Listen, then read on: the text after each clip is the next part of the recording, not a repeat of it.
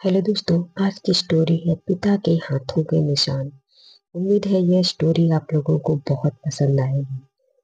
पिताजी बूढ़े हो गए थे और चलते समय दीवार का सहारा लेते थे। नतीजतन दीवारें जहां भी छूती थीं, वहां रंग उड़ जाता था और दीवारों पर उनके उंगलियों के निशान पड़ जाते थे। मेरी पत्नी ने यह देखा और अक्सर गंदी दिखने वाली दीवारों के बारे में शिकायत करती थी। एक दिन उन्हें सिरदर्द हो रहा था, इसीलिए उन्होंने अपने सिर पर थोड़ा तेल मालिश किया। इसलिए चलते समय दीवारों पर तेल के दाग बन गए। मेरी पत्नी यह देखकर मुझ पर चिल्लाई और मैंने भी अपने पिता पर चिल्लाया और उनसे बदतमीजी से बात की। उन्हें सलाह दी कि वे चलते समय दीवारों को न छुएं। वे दुखी लग रहे थे। मुझे भी अपने व्यवहार पर शर्म आ रही थी, लेकिन मैंने उनसे कुछ नहीं कहा। पिताजी ने चलते समय दीवार को पकड़ना बंद कर दिया और एक दिन गिर पड़े। वे बिस्तर पर पड़ गए और कुछ ही समय में हमें छोड़कर चले गए। मुझे अपने दिल में अपराध बोध महसूस हुआ और मैं उनके भावों को कभी नहीं भूल पाया। और कुछ ही समय बाद उनके निधन के लिए खुद को माफ नहीं कर पाया। कुछ समय बाद हम अपने घर की पेंटिंग करवाना चाहते थे। जब पेंटर आए तो मेरे बेटे ने, जो अपने दादा को बहुत प्यार करता था, पेंटर को पिता की फिंगरप्रिंट साफ करने और उन जगहों पर पेंट करने की अनुमति नहीं दी। पेंटर बहुत अच्छे और नए थे।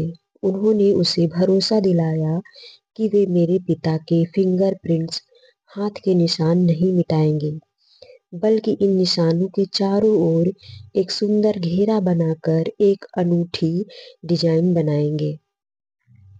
इसके बाद यह सिलसिला चलता रहा और वे निशान हमारे घर का हिस्सा बन गए। हमारे घर आने वाला हर व्यक्ति हमारे अनोखे डिजाइन की प्रशंसा करता था। समय के साथ मैं भी बूढ़ा हो गया। अब मुझे चलने के लिए दीवार के सहारे की जरूरत थी। एक दिन चलते समय मुझे अपने पिता से कहे शब्द याद आ गए और मैंने बिना सहारे के चलने की कोशिश की। मेरे बेटे ने यह देखा और तुरंत मेरे पास आया और मुझे दीवार का सहारा लेने के लिए कहा, चिंता व्यक्त करते हुए कि मैं बिना सहारे के गिर जाऊंगा। मैंने महसूस किया कि मेरा बेटा मुझे पकड़ रहा था। मेरी पोती तुरंत आगे आई और प्यार से मुझे सहारा देने के लिए अपना हाथ उसके कंधे पर रखने के लिए कहा। मैं लगभग चुपचाप रोने लगा।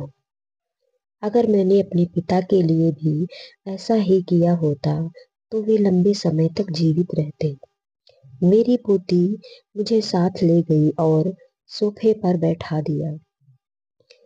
फिर उसने मुझे दिखाने के लिए अपनी ड्राइंग बुक निकाली। उसकी शिक्षिका ने उसकी ड्राइंग की प्रशंसा की और उसे बेहतरीन टिप्पणियां दी। स्केच दीवारों पर मेरे पिता के हाथ के निशान का था। स्केच के नीचे शीर्षक लिखा था, काश हर बच्चा बड़ों से इसी तरह प्यार करता। मैं अपने कमरे में वापस आ गया और अपने पिता से माफी मांगते हुए फूट फूट कर रोने लगा, जो अब इस दुनिया में नहीं थे। हम भी समय के साथ बूढ़े हो जाते हैं।